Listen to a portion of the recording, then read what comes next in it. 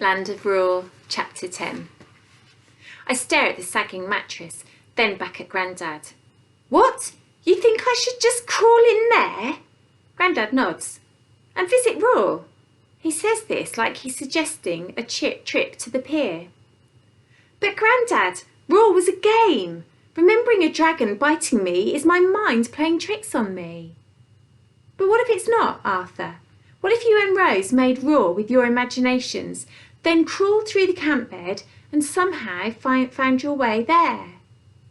I smile and shake my head.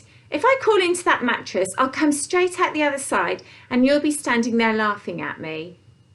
Well, if that happens, at least you know you imagined the funny sound and being bitten by a dragon and can get on with turning this attic into a den. And if I do end up in Raw? I can't believe these words have just come out of my mouth. Grandad's eyes go wide. Now wouldn't that be something? And then he actually holds the mattress open for me and says, "In you go." I don't know. I glance out of the window to make sure Rose is still on the trampoline. There aren't many things in the world she'd find more hilarious than the sight of me crawling through the camp bed trying to get to the Raw. There she is, jumping up and down and trying to touch her toes. I'm sure I imagined it, I say. It was probably a bird in the chimney or... A scuffle makes me turn round and I see that Grandad's head and shoulders are stuck inside the mattress. What is he doing? He must think that if he goes in first, I'll follow. He pushes in his arms and then starts wriggling from side to side, trying to get his bum in too. Then I hear a faint cry of, "Hear me roar!" The sight of a 72-year-old man attempting to squeeze his body into a folded camp bed is like a slap in the face. What am I doing? Rose is right. I'm way too old for this. I should be learning to surf or skating or fighting stuff on the computer. Anything would be better than playing in the attic with my Grandad. When Grandad comes out the other side of the bed, I'll tell him that I want to take the camp bed to the tip. It's time for me to grow up, or I really will be eaten alive at secondary school. "Hear me roar!" Grandad cries. Then, with a final lurch, he gets his bum and legs into the bed too. Then he just sits there, a big bulge in the middle of the mattress. It reminds me of the time I saw a nature documentary about a snake that had swallowed a pig. It's pretty funny, actually. "All right, Grandad, you can come out now." I tried to give the bed a shake, but it weighs a ton with him in there. Grandad's hand pops out and waves around. "Are you stuck?" I grab hold of his hand and his fingers wrap around my wrist and I start to pull. But he won't budge.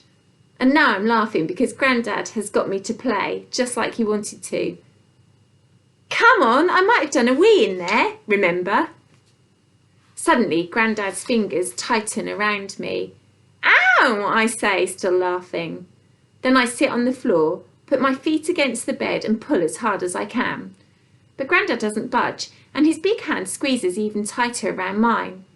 In fact, his fingers are going white from the pressure, and my hand starts to hurt. "Grandad, stop it!" Panic rises up in me as the pressure increases. It feels like the bones in my fingers might break.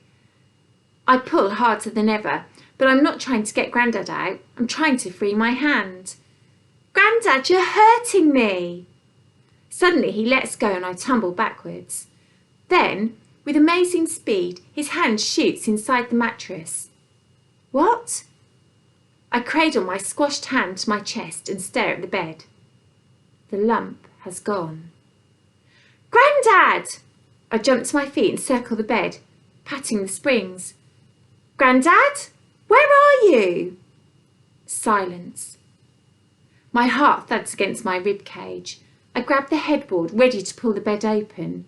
But something stops me. It's the memory of Rose saying, "Never open the camp bed, Arthur, or everything in Raw will disappear." I let go of the headboard. Rose was talking rubbish, I tell myself. There is no Raw. There can't be any Raw. but I still can't bring myself to open the bed. The attic feels unbearably hot and I'm shaky with panic. I brush a tear off my cheek. Come on, Grandad. It's a good joke, but you can come out now. I know I'm talking to myself. I know he isn't in there. In a daze, I check every corner of the attic, even under the bed, but except for Prosecco, the attic is empty. I tell myself that Grandad has to be in the bed, and I kneel down, take a deep breath and push my hand into the mattress. It's horrible. The hairs on the back of my neck prickle as I feel around, desperately hoping that my fingers will touch some bit of Grandad. But my hand just keeps going further and further into the mattress until, finally, I do touch something. But it's not Grandad's trainers or hair. It's a load of spiky, prickly stuff. I grab it and pull it out. When I uncurl my fingers, I have to squeeze my mouth shut to stop myself from being sick. I'm holding a pile of yellow straw and greasy black feathers. I chuck the whole lot on the floor, then reach forward and pick up the largest feather. It's inky black and the quill is sharp and warm, as if moments ago it was attached to a living thing. A living thing with wings and stuffed full of straw. I jump to my feet. I have to tell Rose. ...